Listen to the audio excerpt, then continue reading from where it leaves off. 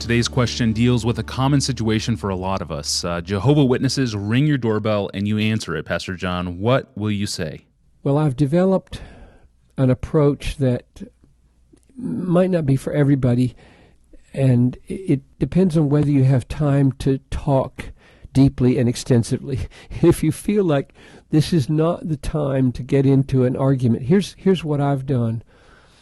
And we used to get a lot more at our front door here in this neighborhood than we have recently. Maybe they put me on a blacklist or something. But if they would come to the door, and they always come in twos, I would say as gently and graciously as I could, I know Jehovah's Witness theology enough to know that we have deep differences. I know that you believe Jesus is the highest created being, a created angel, Michael, and you do not believe that he is God, that he is of one essence with Jehovah. You think he's an angel. I believe he is co-eternal with Jehovah God, and therefore I think your religion is a serious dishonoring of the Lord Jesus and leads people astray from a true relationship with God. And so what I'd like to do with you right now, I'm saying this right here on the porch, is pray.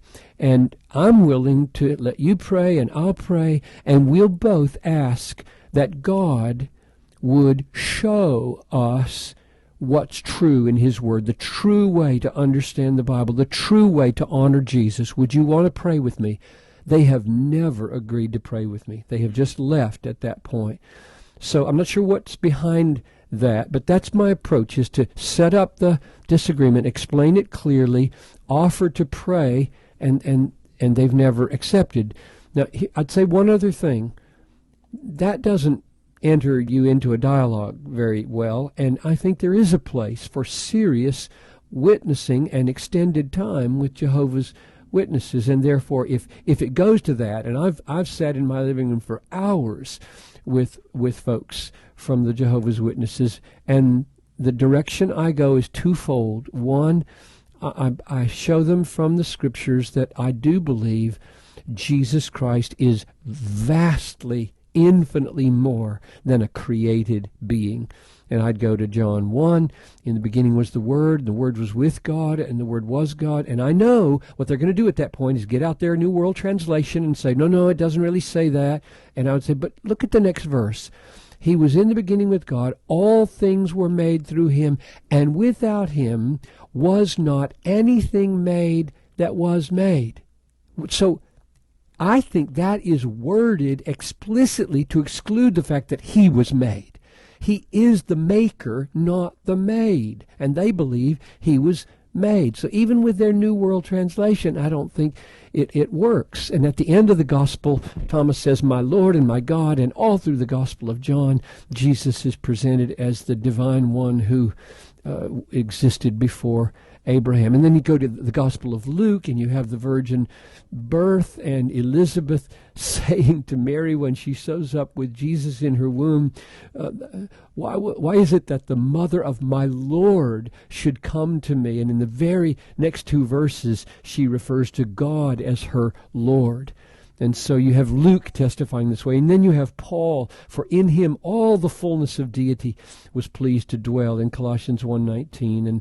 And for in him the whole fullness of deity dwells bodily, Colossians 2:9. So that's my first take. Go to the Trinity and argue from the Bible for the deity of Jesus. And then the last thing is, when you deny the deity of Christ, when you diminish who it was who died on the cross, you almost inevitably change the doctrine of the atonement. And they do.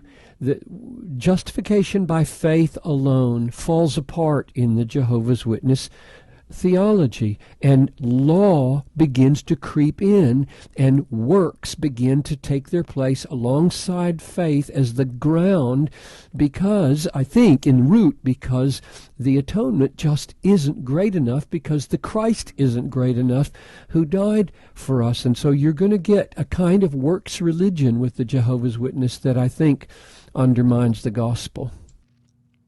Thank you, Pastor John, and thank you for listening to this podcast. Please email your questions to us at AskPastorJohn@desiringgod.org. At desiringgod.org, you'll find thousands of other free resources from John Piper. I'm your host, Tony Reinke. Thanks for listening.